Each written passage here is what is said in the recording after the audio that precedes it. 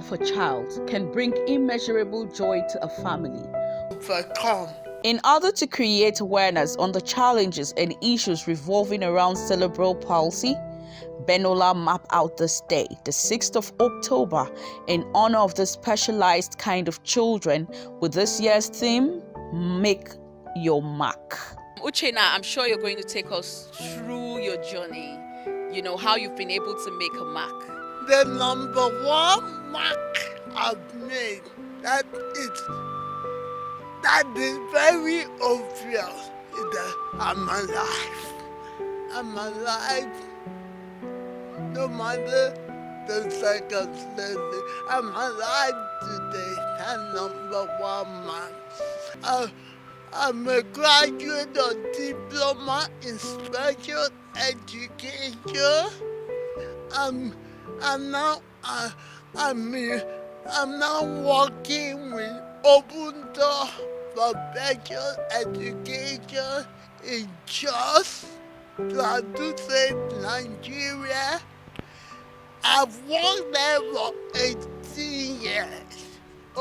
Over 18 years. Education at every point brings out the best from a child. It builds a child's confidence and high self-esteem.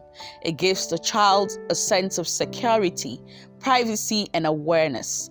Ogochukwu Uchenna Madweke was not left out. One of her speaking events in Lagos was deemed very impressive by Benola's Cerebral Palsy Initiative, and this led to them honoring her with the title of Benola Ambassador. Cerebral palsy is not recognized, so what is their place in the society? I think first of all, it starts from the family. To be frank with you, regardless of the amount of finance you have or government policies, if you don't have the support system from family, it will be difficult to raise a child with special needs, because that's where people talk about stigma. So I would like to stress the support from one's immediate and extended family. And if you want to now take it further, you're also looking at support from traditional institutions, religious organizations. These are very key because they form part of the social, triangle that makes up a human being in terms of growth and aspiration and all that. So we do a lot of sensitization, and I thank God today Mr. President has assented the bill and has become, a law. Most of our progress and sisters with cerebral palsy are people that require a lot of physiotherapy services. It is very, very important for them.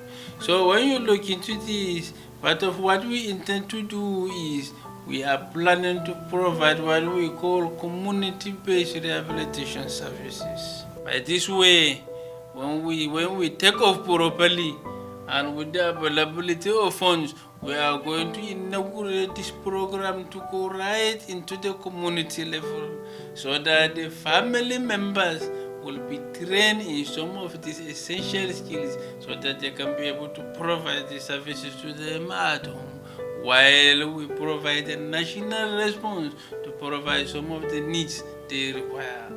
In the olden days, people with cerebral palsy were often referred to as witches, ogbanje, bad luck, or even snakes, and they were thrown into the river or killed or thrown in the forests amidst traditions. I had my son 8 years ago, and I carried the pregnancy to full term, and I fell into labor the normal way I should. And after the delivery, we were discharged. We got home, and when we got home, I just noticed it was jerking like a jerk like that. I was like, what happened to him? So we had to go back to the hospital. And when we got to the hospital, the doctor told me he has birth asphyxia. That is lack of oxygen to the brain during birth, and that was what led to the condition. Use this opportunity to commend the effort of one woman in Jos.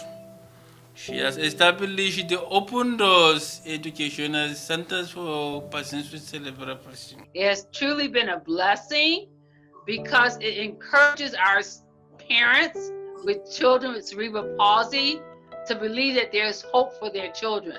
That even though their children may have problems with language and walking, that there's still some chance for them to get an education and to get a job. As you know, Uche has a degree, a diploma in special education. She's been working for 18 years as a teacher at Open Doors, so she's making a monthly salary. So it's been a great pleasure working with her because she is so teachable. How best can this special kind of children be cared for? To this end, I would really like to appeal to our conscience that we reach out deep in the villages. When you touch a life in the villages, you seize that moment to reach out to the traditional institution there. And shining a light on that special child changes automatically the perception of their immediate family and indeed the locality within that.